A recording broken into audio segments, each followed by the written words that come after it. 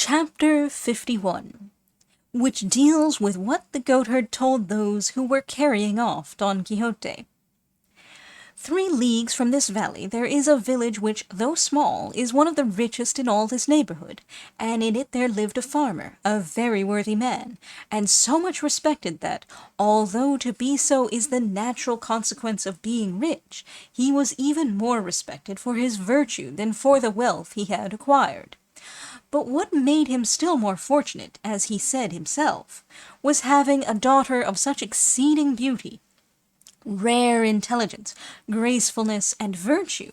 that every one who knew her and beheld her marvelled at the extraordinary gifts with which heaven and nature had endowed her. As a child she was beautiful, she continued to grow in beauty, and at the age of 16 she was most lovely. The fame of her beauty began to spread abroad through all the villages around. But why do I say the villages around merely, when it spread to distant cities, and even made its way into the halls of royalty, and reached the ears of people of every class, who came from all sides to see her as if to see something rare and curious, or some wonder-working image? Her father watched over her, and she watched over herself, for there are no locks, or guards, or bolts that can protect a young girl better than her own modesty. The wealth of the father and the beauty of the daughter led many neighbours as well as strangers to seek her for a wife, but he, as one might well be who had the disposal of so rich a jewel, was perplexed and unable to make up his mind to which of her countless suitors he should entrust her.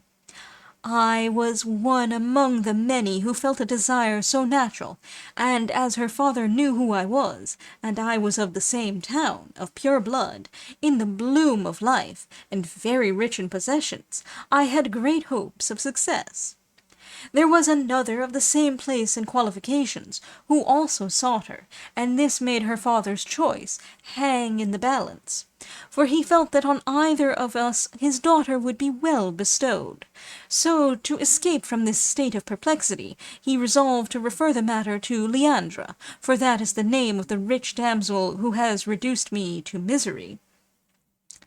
Reflecting that as we were both equal, it would be best to leave it to his dear daughter to choose according to her inclination, a course that is worthy of imitation by all fathers who wish to settle their children in life. I do not mean that they ought to leave them to make a choice of what is contemptible and bad, but that they should place before them what is good, and then allow them to make a good choice as they please. I do not know which Leandra chose. I only know her father put us both off with the tender age of his daughter, and vague words that neither bound him nor dismissed us. My rival is called Anselmo, and I myself Eugenio, that you may know the names of the personages that figure in this tragedy, the end of which is still in suspense, though it is plain to see it must be disastrous. About this time there arrived in our town one Vicente de Roca, the son of a poor peasant of the same town, the said Vicente having returned from service as a soldier in Italy and divers other parts. A captain who chanced to pass that way with his company had carried him off from our village when he was a boy of about 12 years. And now, 12 years later, the young man came back in a soldier's uniform, arrayed in 1,000 colors, and all over glass trinkets and fine steel chains. Today he would appear in one gay dress, tomorrow in another, but all flimsy and gaudy, of little substance and less worth. The peasant folk, who are naturally malicious, and when they have nothing to do can be malice itself, remarked all this, and took note of his finery and jewelry, piece by piece, and discovered that he had 3 suits of different colors, with garters and stockings to match, but he made so many arrangements and combinations out of them, that if they had not counted them, any one would have sworn that he had made a display of more than 10 suits of clothes and 20 plumes. Do not look upon all this that I am telling you about the clothes as uncalled for or spun out, for they have a great deal to do with the story. He used to seat himself on a bench under the great poplar in our plaza, and there he would keep us all hanging open-mouthed on the stories he told us of his exploits. There was no country on the face of the globe he had not seen, nor battle he had not been engaged in. He had killed more Moors than there are in Morocco and Tunis, and fought more single combats, according to his own account, than Garcilaso, Diego Garcia de Paredes, and 1,000 others he named, and out of all he had come victorious without losing a drop of blood. On the other hand, he showed marks of wounds, which, though they could not be made out, he said were gunshot wounds received in divers encounters and actions. Lastly, with monstrous impudence, he used to say, "You," to his equals, and even those who knew what he was, and declare that his arm was his father, and his deeds his pedigree, and that being a soldier he was as good as the king himself. And to add to these swaggering ways, he was a trifle of a musician, and played the guitar with such a flourish that some said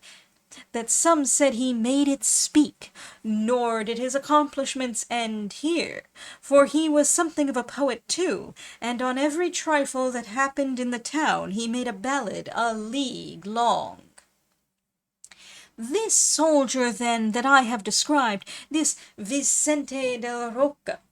this bravo, gallant musician, poet, was often seen and watched by Leandra from a window of her house, which looked out on the plaza.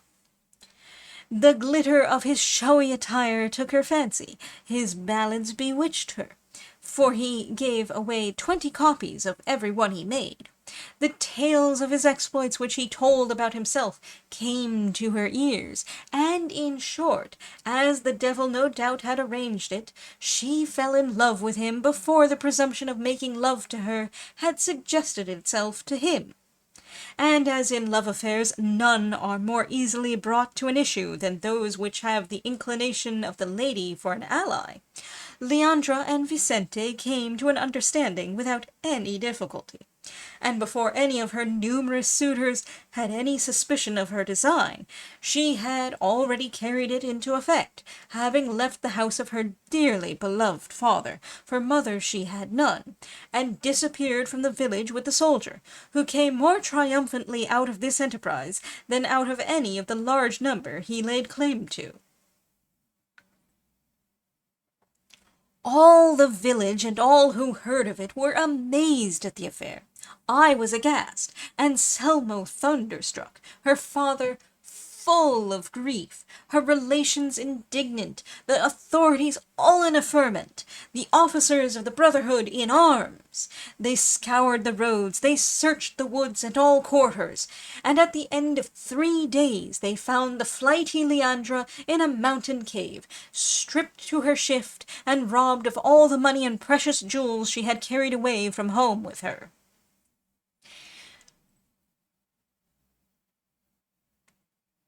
They brought her back to her unhappy father, and questioned her as to her misfortune, and she confessed without pressure that Vicente de la Roca had deceived her, and under promise of marrying her had induced her to leave her father's house, as he meant to take her to the richest and most delightful city in the whole world, which was Naples,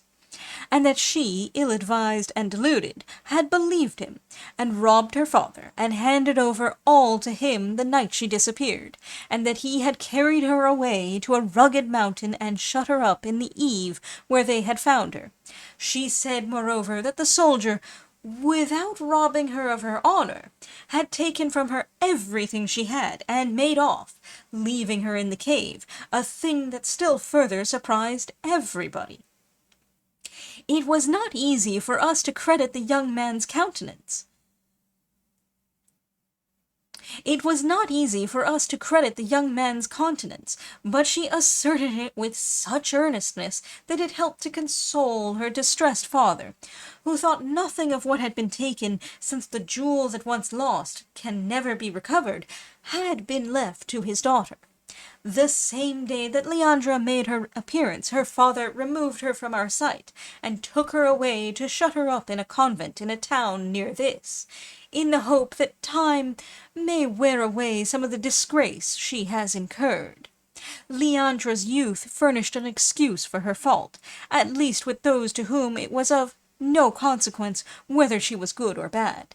But those who knew her shrewdness and intelligence did not attribute her misdemeanor to ignorance, but to wantonness and the natural disposition of women, which is for the most part flighty and ill-regulated. Leandra withdrawn from sight, Anselmo's eyes grew blind, or at any rate found nothing to look at that gave them any pleasure, and mine were in darkness without a ray of light to direct them to anything enjoyable while Leandra was away.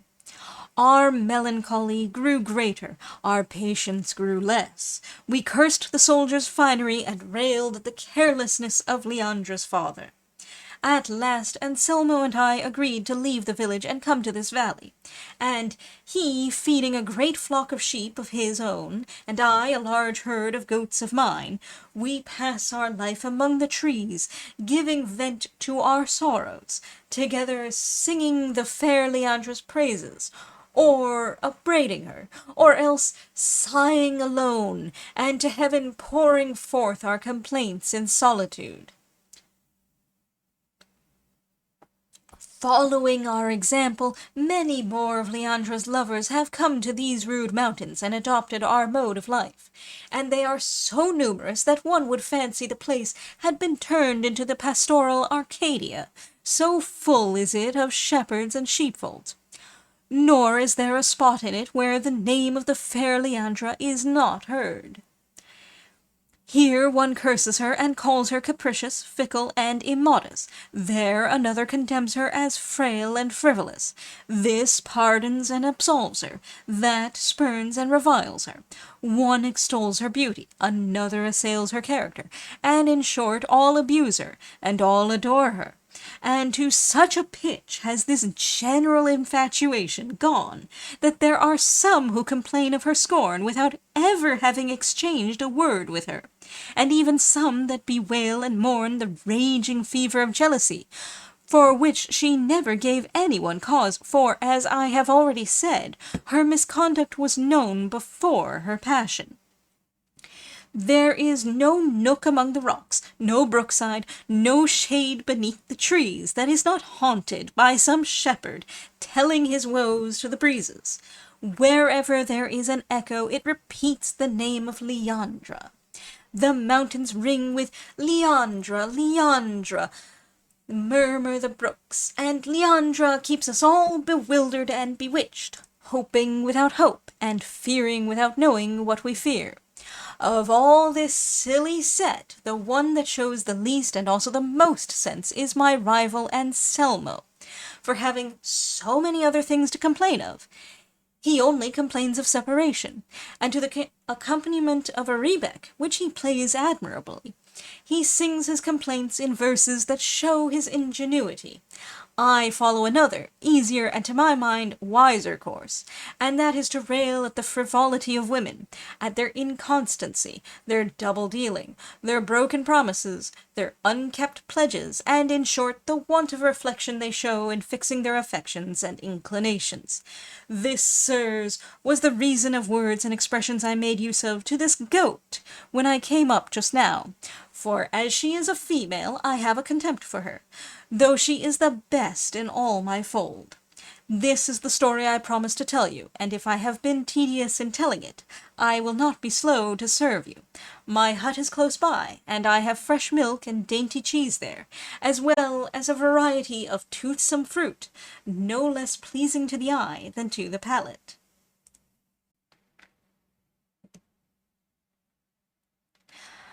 Garcilaso. The original editions have Gante y Luna, which are not names of persons known in connection with any feats of the kind described. Garcilaso see here, is much more likely to be the name mentioned with Diego Garcia de Paredes.